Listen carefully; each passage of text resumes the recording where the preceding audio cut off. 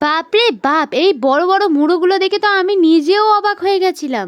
ভাবছিলাম এটা দিয়ে কি রেসিপি করা যেতে পারে। মা বলল বাঁধাকপি আছে। আমি থাকতে চিন্তা কিসের? তাই আর কোনো কথা না জেনে মায়ের প্রতি আমার অগাধ বিশ্বাস। মা যেহেতু রান্নাটা জাস্ট দারুণ করে। দেখো তেল যখন গরম হয়ে গেল তখন কিন্তু গোটা জিরে দিয়ে দিয়েছিল। তারপরে তেজপাতা। এ মা দেখেছো তোমাদেরকে আমি কিন্তু ভুলেই গেছি বলতে এটা কিন্তু ভেটকি মাছের মুড়ো। দেখো তারপর কিন্তু বাঁধাকপি, আলু দিয়ে নিল। তারপর টমেটো, একটু নুন, হলুদ, লঙ্কার গুঁড়ো, জিরের গুঁড়ো আর একটু আদা রসুনের পেস্ট। হ্যাঁ, আদা রসুনের পেস্টটা কিন্তু ১ চামচই দিয়ে নিয়েছিল। ব্যাস তারপরে একটু হালকা মতন চিনি দিয়ে ভালো করে নাড়িয়ে নিয়েছিল। তারপর কিন্তু মুড়োগুলো দিয়ে নিল।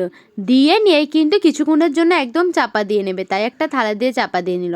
ব্যাস এবারে কিন্তু আমার একদম রেডি হচ্ছে বাঁধাকপি দিয়ে ভেটকি মাছের মুড়ো। তারপর শেষের দিকে গরম মসলা দিয়ে নামিয়ে নিল। আমার কিন্তু রেডি দেখতেই পাচ্ছ, দেখেই বুঝতে পারছো কতটা টেস্টি হয়েছে, জাস্ট দারুণ হয়েছে। তোমরা ট্রাই করে দেখতেই পারো।